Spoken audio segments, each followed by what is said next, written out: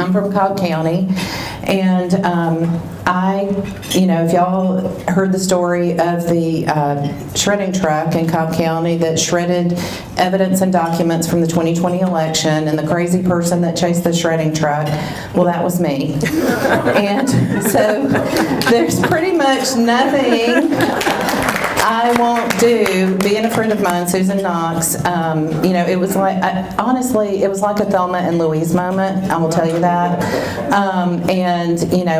I'll never forget, I had 13 miles of gas in my car at the time.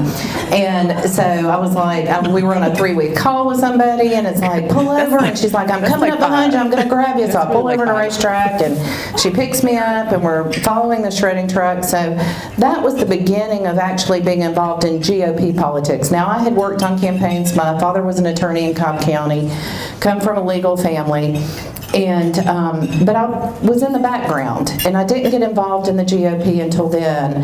And that was my moment of saying, our country is going to hell in a handbasket. What am I going to do to try and save it? And so we see Brad over here shaking his head because he was the 11th district chair at the time. And here comes this woman who is, full of fire in her belly. And he was our 11th district chairman, and I was mad at the world. I was mad at the lack of confidence and faith we had in our government, and I wanted to make a difference. So I want to ask you, how many of you in here are members of your precinct committee or House District Committee? Raise your hand. Okay, so we've got some. How many of you routinely go to your Fulton County Board of Commissioners, or your county, wherever you're from, your commission meetings, your Board of Election meetings, your planning and zoning committee meetings? Do y'all do that? Okay, I hear some yeses and I see some hands. The problem is, what I tell people is, when they're angry over the 2020 election, if you have not been engaged in your local government, you only have yourself to blame. We don't like to take blame for things. I didn't like to take blame, but I was guilty too of taking my eye off the ball. And so what I'm seeing now is that a lot of people say, well, Donald Trump is in office, he's going to take care of everything. And what I said I ended up running for Cobb GOP chair, and I won. Be careful what you chase, because you might catch it. And then in 2023, I ran again, and I won again. And then I became the over 80 chair for the state GOP.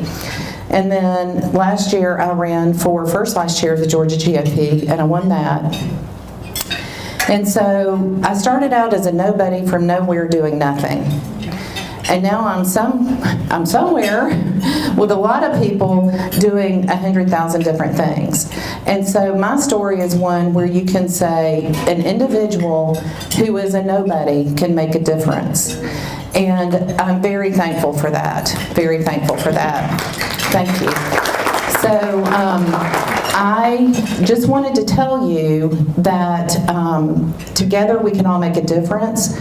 But we need to be kind to one another, we need to listen to one another, and we need to do the one biggest thing, and that is to serve each other and to serve our country.